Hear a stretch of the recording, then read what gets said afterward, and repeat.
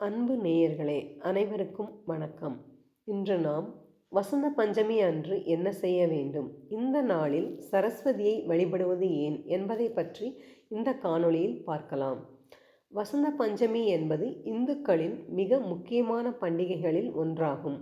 பஞ்சாப், ஹரியானா, உத்தரப்பிரதேசம் உள்ளிட்ட மாநிலங்களில் பாரம்பரிய உணவு வகைகள் தயாரித்து அனைத்து தரப்பு மக்களும் பட்டம் விட்டு இந்த நாளை கோலாகலமாக கொண்டாடுவார்கள். இது சரஸ்வதிக்கு உரிய நாளாக கருதப்படுகிறது. அதனால் மக்கள் மிக பயபக்தியுடனும் இந்த நாளை முக்கிய விரத நாளாகவும் கடைபிடிக்கிறார்கள். வசந்தத்தை வரவேற்கும் நாள் என்பதால் இது விவசாயிகளுக்கும் மிக முக்கியமான நாளாக கருதப்படுகிறது. மாசி மாத வளர்பிறையில் வரும் பஞ்சமி திதியில் வசந்த பஞ்சமி விழா கொண்டாடப்படுவது வழக்கம்.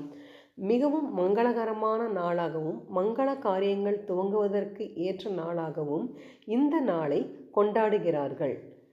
வட மாநிலங்களில் வெகு சிறப்பாக கொண்டாடப்படும் பண்டிகைகளில் ஒன்று வசந்த பஞ்சமி. குளிர்காலம் நிறைவடைந்து வசந்த காலத்தை வரவேற்கும் விதமாக மக்கள் இந்த பண்டிகையை சிறப்பாக கொண்டாடுகிறார்கள். வண்ணங்களின் பண்டிகையான ஹோலி பண்டிகையை வரவேற்கும் விதமாக வசந்த பஞ்சமி கொண்டாடப்படுகிறது. வசந்த பஞ்சமியில் இருந்து 40வது நாளில் ஹோலி பண்டிகை கொண்டாடப்படுகிறது. வசந்த பஞ்சமி, ஸ்ரீ பஞ்சமி என பல பெயர்களால் கொண்டாடப்படும் இந்த பண்டிகை சரஸ்வதியை கௌரவிக்கும் திருவிழாவாக கொண்டாடப்படுகிறது. வசந்த பஞ்சமி கொண்டாட காரணம் என்ன என்பதை பற்றி பார்ப்போம். புராணங்களின்படி காளிதாசர் தனது மனைவியை பிரிந்து சென்றதால் ஆற்றில் குதித்து தற்கொலை செய்து கொள்ள சென்றார். அப்போது அவர் முன் தோன்றிய சரஸ்வதி தேவி அவரை ஆற்றில் நீராடி மூழ்கி எழும்படி ஆணையிட்டாள். சரஸ்வதியின் கட்டளைப்படி ஆற்றில் மூழ்கி எழுந்ததும் மிகப்பெரிய கவிஞராக ஞானம் பெற்றார் காளிதாசர். அதற்கு பிறகு அவருடைய வாழ்க்கையே மாறியது. மற்றொரு கதையின்படி சிவபெருமானின் தியானத்தை கலைக்க முயன்றதால் தனது நெற்றிக்கண்ணை திறந்து காமதேவனை எரித்து சாம்பலாக்கினார் சிவபெருமான். பிறகு ரதிதேவி மண்டியிட்டு தனது கணவனை திரும்ப தரும்படி 40 நாட்கள் தவம் இருந்தாள். இதனால் மனம் இறங்கிய சிவபெருமான் கிருஷ்ணனின் மகன் பிரதுமனாவாக காமதேவன் மீண்டும் பிறக்க வரமளித்தார். இந்த 2 நிகழ்வுகளும் நிகழ்ந்தது வசந்த பஞ்சமி நாளில்தான். அடுத்ததாக வசந்த பஞ்சமியின் சிறப்புகள் பற்றி பார்ப்போம். வசந்த பஞ்சமி நாளில் மஞ்சள் நிறம் மிக முக்கியமானதாகும்.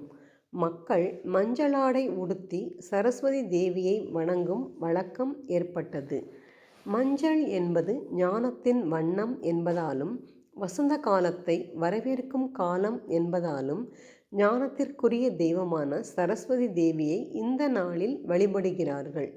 இதை சரஸ்வதி பூஜை என்ற பெயரிலும் மக்கள் கொண்டாடுகிறார்கள். இது வசந்த காலத்துடன் தொடர்புடைய விழா என்பதால் மக்கள் இதை கோலாகலமாக கொண்டாடுவது வழக்கம். மாணவர்கள், கலைகள் கற்பவர்கள் உள்ளிட்டோர் இந்த நாளில் கலைகளுக்கும் ஞானத்திற்கும் உரிய தெய்வமான சரஸ்வதி தேவியை வழிபடுகிறார்கள்.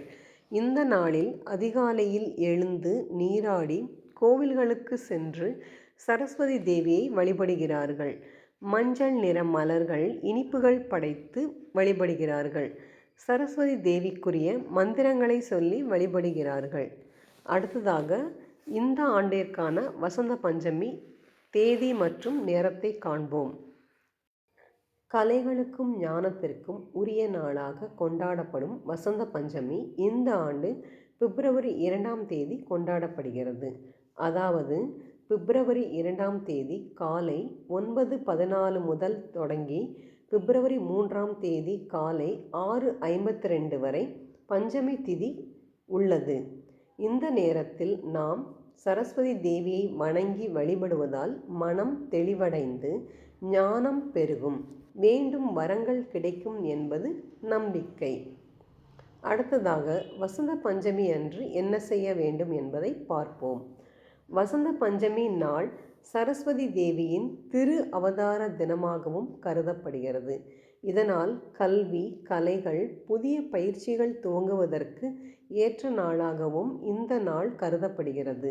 இந்த நாளில் சரஸ்வதிக்கு விரதம் இருந்து வழிபடுவதால் மாணவர்கள் கல்வியில் சிறந்து விளங்குவார்கள் என்றும் ஞானம் பெருகும் என்றும் சொல்லப்படுகிறது.